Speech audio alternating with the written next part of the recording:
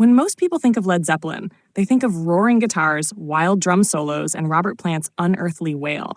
Songs like Whole Lotta Love and Black Dog are etched into the DNA of hard rock and heavy metal. But beneath the electric fury and epic stage presence was a deep, reverent love for folk music, British, Celtic, and American.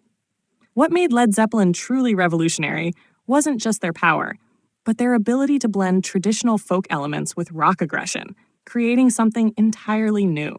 They turned whispered ballads into epic sagas, ancient melodies into stadium anthems, and in the process turned folk music into rock gold.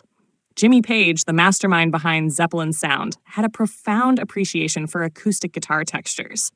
Before Zeppelin, he had played on countless folk recordings as a session guitarist in London.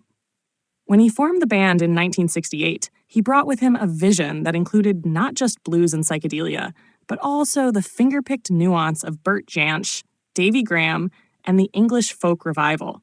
Paired with Robert Plant's mystical lyricism and affinity for mythology, the stage was set to elevate folk music to new, electrified heights. One of the most iconic examples is Going to California from Led Zeppelin IV. With its delicate mandolin, finger-picked guitar, and lyrical themes of longing and escapism, the song feels like it could have emerged from a medieval tavern. But it was also fresh, modern, and deeply personal. Plant's reflections on fame, femininity, and his California dreams. Its simplicity contrasted with the bombast of other tracks on the album, proving that Zeppelin's power didn't always come from volume. Battle of Evermore, also from Led Zeppelin IV, pushed the folk influence even further. Featuring Sandy Denny of Fairport Convention, the British folk rock band that pioneered the fusion of traditional ballads with rock instrumentation, the song becomes a full-on folk epic. With Denny and Plant trading verses like dueling bards, and Page's mandolin weaving a haunting tapestry, the track feels ancient and timeless. Drawing from Celtic mythology and The Lord of the Rings, it's a clear nod to the bardic traditions of British storytelling, now dressed in rock robes. Led Zeppelin III is perhaps the band's most overt embrace of folk.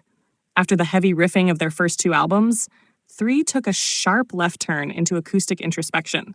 Tracks like Brawny R Stomp and That's the Way shimmer with pastoral beauty.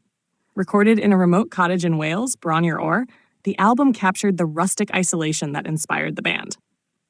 Friends and Gallows Pole showcase Eastern scales, open tunings, and adaptations of traditional folk narratives. Gallows Pole, in particular, is a reworking of a centuries-old folk ballad, amplified with banjo, acoustic guitar, and finally, a full-on rock explosion, turning an old tale of betrayal into a sonic roller coaster.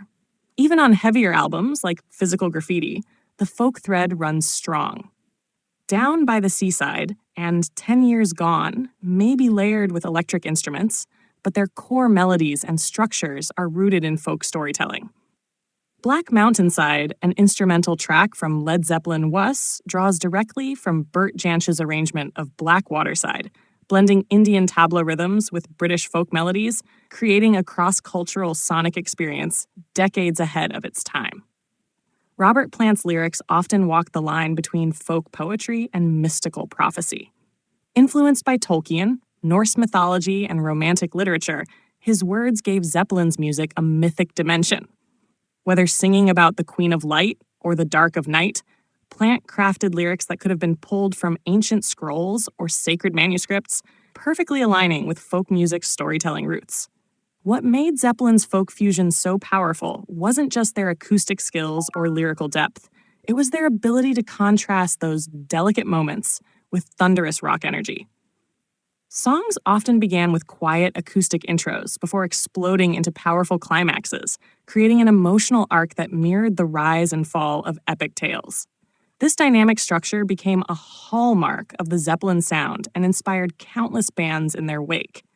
Their influence is undeniable. Bands like Fleet Foxes, Mumford & Sons, and the Decemberists owe much to Zeppelin's folk rock blueprint. Even metal acts like Opeth and folk-influenced groups like Led Zeppelin tribute band Les Zeppelin carry that spirit forward. Modern indie and psych folk artists continue to borrow Zeppelin's open tunings, modal melodies, and storytelling approach.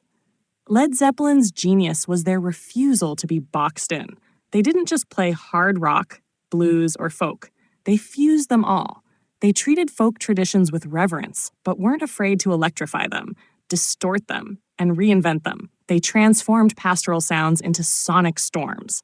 And in doing so, they didn't just keep folk music alive. They made it roar.